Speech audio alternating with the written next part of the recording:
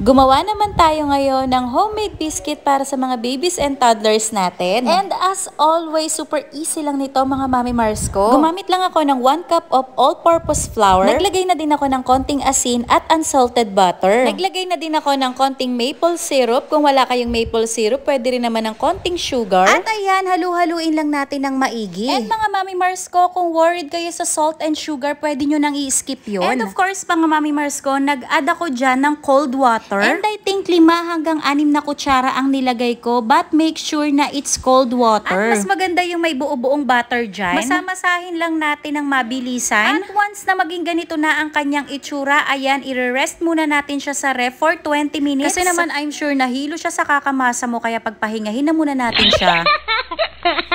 After niya mag-rest ng 20 minutes sa ref, ayan, at pinagdalawa ko muna siya dahil yung kalahati munang isa ang gagawin ko. Gumamit lang ako ng parchment paper, pinlat-flat ko lang siya ng konti. And since ayan, wala tayong rolling pin o order pa lang tayo online, ginamit ko muna tong tumbler ng anak ko. Pwede rin kayong gumamit ng baso, ganyan. And once na na-flatten na natin, ayan, huhulmahan muna natin siya ng itsurang biskwit talaga. And mga mami, pwede naman kayong gumamit ng kahit anong gusto nyong cookie cutter, kahit ano pang shape yan, pwede. Anyway, yung sobra-sobra sakat dyan, gagamitin pa rin natin. Ganun ulit, ipa-flatten lang natin siya. And then gagamitan lang ulit natin ng cookie cutter. After nga natin mahulma ng ganyan, at para magmukha talaga siyang biskwit, ayan, binutas-butasan natin siya gamit ang ating tinidor. At syempre, gagamit tayo ng air fryer, mga mamis. After ko nga siyang mailatag sa ating air fryer basket, nagbate naman ako ng isang egg. And then, binrush lang natin yan sa ibabaw ng ating mga biskwit. Pampaganda na rin ng color pag naluto yan mamaya. Ayan, ibibake lang natin siya 200 degrees for 7 minutes. And ayan na ang first batch natin. Ngayon naman, ilalatag ko naman yung aking second batch. Ganun ulit, mga Mami Mars ko, after nating mailatag, papahiran ulit natin siya ng egg. This time, mga Mami Mars ko, gusto ko may konting sweetness. Naglagay lang ako ng konting washed sugar. But of course, tulad nga ng sinabi ko kanina, ang salt at sugar naman natin ay optional lang. At ito na ang ating with sugar. In all fairness, itong binibake natin sobrang bango. At ito na lahat ng nagawa ko, mga Mami Mars ko. Sa 1 cup of flour na ginamit natin, madami-dami na rin, ha? Ganito yung itsura ng harap-likod niya. And ganito naman yung texture niya pag hinati natin. At in fairness, ha, malutong siya. So, ayan na, mga Mami Mars ko, ang ating homemade biscuit. Na sobrang dali lang niyang gawin at masarap, ha? And then, pag gusto niyong mas entertaining, mas maganda kung lagyan nyo ng mga shape, ganon. Pwede rin mga letters.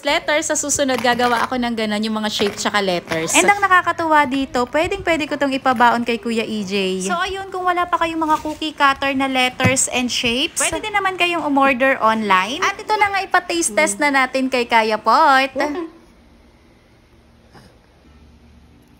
Yan. Sarap? Opo. Wow. At ayun na nga, mga Mami Mars ko, i-try mo na rin gawin tong homemade biscuit natin. I'm sure magugustuhan yan ng mga bagets mo. Hindi lang yon, dahil I'm sure ikaw din magugustuhan mo. So ayun, yan lang muna. O siya.